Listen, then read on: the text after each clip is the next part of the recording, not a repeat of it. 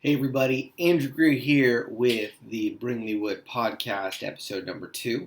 And as I mentioned last time, we're going to be going over how I was down to my last $17 of credit, not cash, credit, when I finished my first deal and what that looked like. So going back nearly a decade now and telling this story, I was in the middle of my first flip. I'd actually acquired my second flip at this point in time, and I was working as a bartender.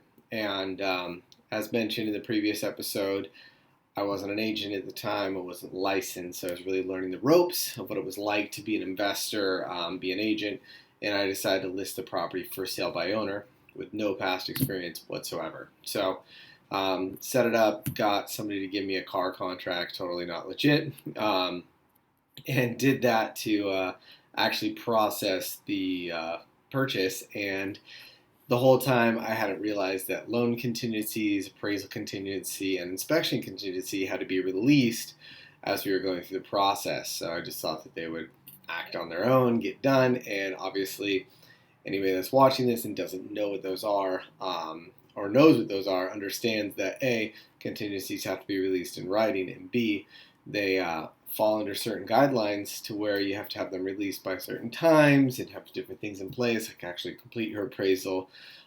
So as we went to close, we were about the day before we had to close, I believe, and I called the lender. And when I called the lender, a little kid answered the phone, and it was he was supposed to be with Wells Fargo, but he was like, "Oh yeah, no, I'm just working from home." Da da da da. Didn't really add up.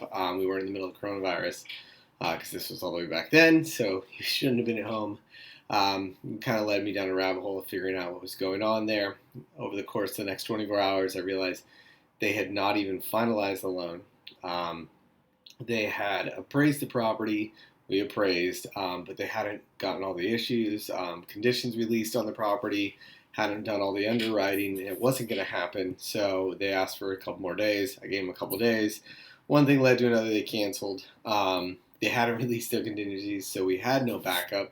So I actually had to put the property back up on the market, get it relisted. Turned out fine in the end. We ended up getting a buyer for a little bit more, $2,500 more, and had a nice 30-day escrow and got the thing sold. But in the meantime, we'd acquired another property. I was working as a bartender, and I was putting some money into the property to make things happen. I was, going back and forth between Los Angeles. I wasn't the best with my money back then. And I was also working less because I was trying to make sure stuff got done, giving up shifts. And I literally got down to my last 17 in credit. So I couldn't even put more money on my credit card at that point in time. So when we closed, had a nice little payday, cleared all that up, went into the next project and really started diving in, working on some more of the financial management side and going down that path. And what I really want to say is, on this, when you're on your journey and you're going into these, there's going to be some really tough times, some really hard times, sometimes where you're struggling, you're trying to make it work, doing a lot of things and maybe not seeing results instantaneously, but doing it every single day. The biggest thing that I did with my partners at the beginning when we started this was two of us, we were the sweat guys. We weren't the equity guys. We were earning our money through our work, and I made it so that we met every single day, sat in my apartment, and we would sit at the table starting at 8:30, and whether we were prospecting or heading out to actually door knock or go look at property, we would be there every single day.